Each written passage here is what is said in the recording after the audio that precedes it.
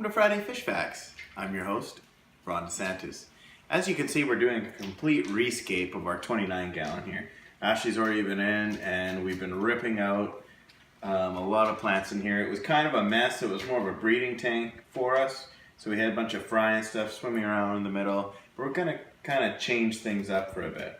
So we thought this would be a perfect opportunity to make a video on how to make a bonsai tree using Subwassertang. So Ashley is going to take us through the steps on how she makes a bonsai tree.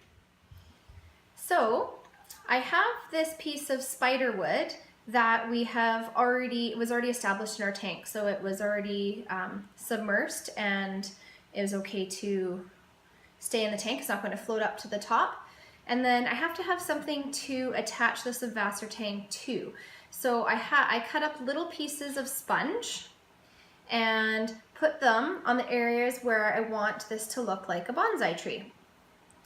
And you can see I have tied one onto here, sort of all over the place. I'm going to add one here as well and probably one onto here. And this will help let the plant have something to attach onto because it does float around and break off really easy. So you want to make sure that you have something for it to establish itself too.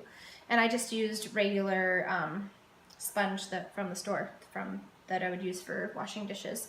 It's totally fine. I have already created little piles of my plant to attach to the wood, and I have my fishing line here. So you can use fishing line. Some people also use thread that you can use as well. I just like to use the fishing line because you can't see it.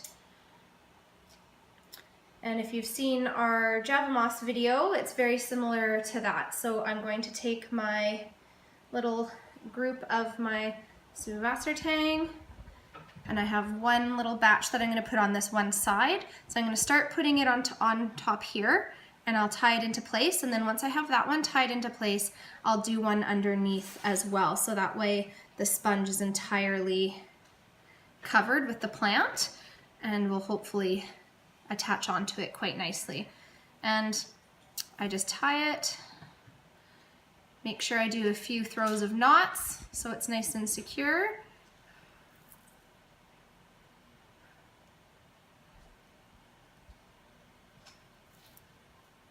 Okay, I'm then going to go just underneath around the sponge and back up top just to give it that extra bit of security.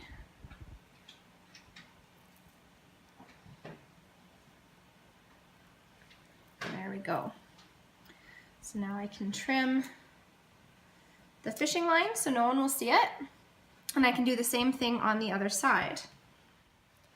So you can see here now I have a few ends of the branches done.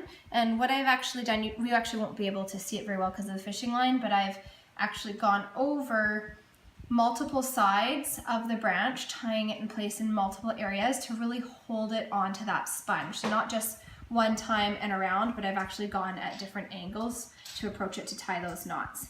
The Subwassertang is really great for if you have fish that are laying eggs or for their fry because it gives them places to hide, as well as if you have shrimp. They really like to hang out in there and with their babies as well. So that's what I'm hoping to do, start breeding shrimp again. Well, Ashley's done a great job rescaping the 29 gallon here. You can see how the bonsai tree looks in the tank. It looks really, really good. Thanks very much, Ashley. Join me next week for another edition of Friday Fish Facts.